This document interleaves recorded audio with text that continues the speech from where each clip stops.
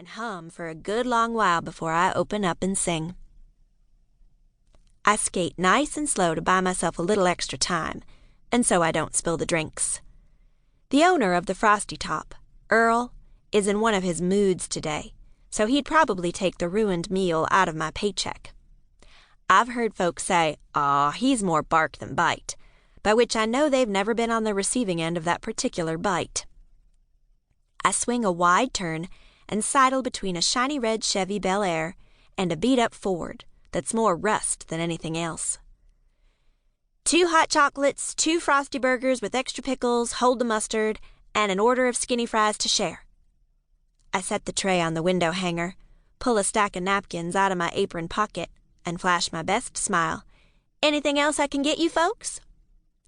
The driver takes his time looking me up and down. It's acting practice, that's what I tell myself, as I freeze that smile in place and shift my gaze to the woman in the passenger seat, who's either oblivious or, more likely, willfully ignorant as to the kind of man she's with.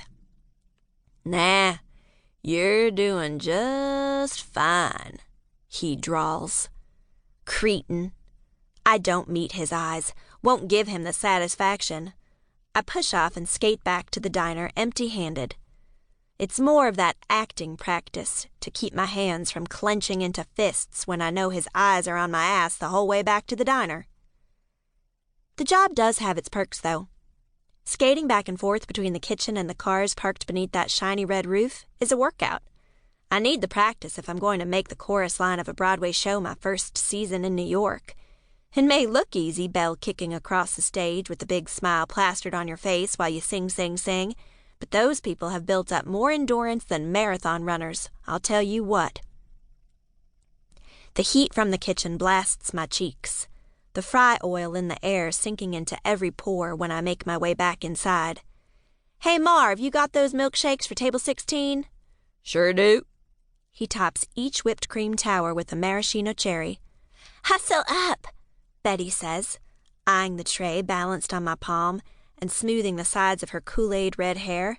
"We're on in 10. Every hour on the hour, us car hops line up in front of the diner's chrome bar and do a choreographed song and dance.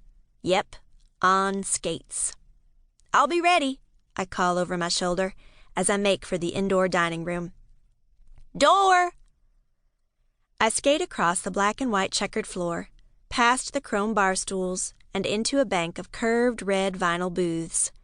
Everybody's so happy to see the sun. The air is fizzy as a freshly poured soda pop. The diner's packed with families tonight, so the show should be a hoot. I set down the milkshakes with a straw and a long skinny spoon for each. A girl in pigtails goes straight for the cherry, plucking it off the swirl of whipped cream and dropping it in her mouth. A boy next to her with freckles like polka dots sprinkled all over his face dunks his straw straight to the bottom of the glass, eyes wide and cheeks pumping like bellows. The Mr. and Mrs. thank me, and I give them a genuine smile in return. No acting required this time.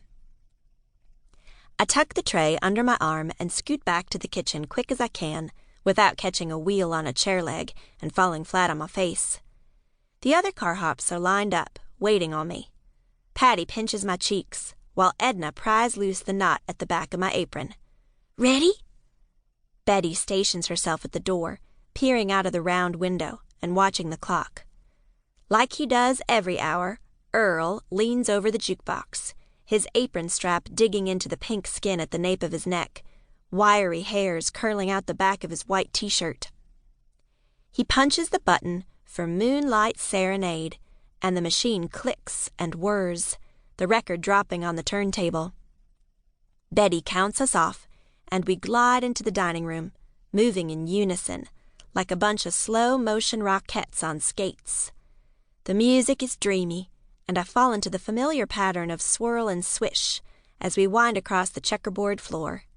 The whole thing is a Gene Kelly ripoff, to be honest, but nobody around here would know that or care. Although it's the same routine every night, the customers never seem to tire of it. No matter how many times they've seen it, folks my parents' age glaze over the minute the music begins. Oh, they're still watching us, but they're far away, too.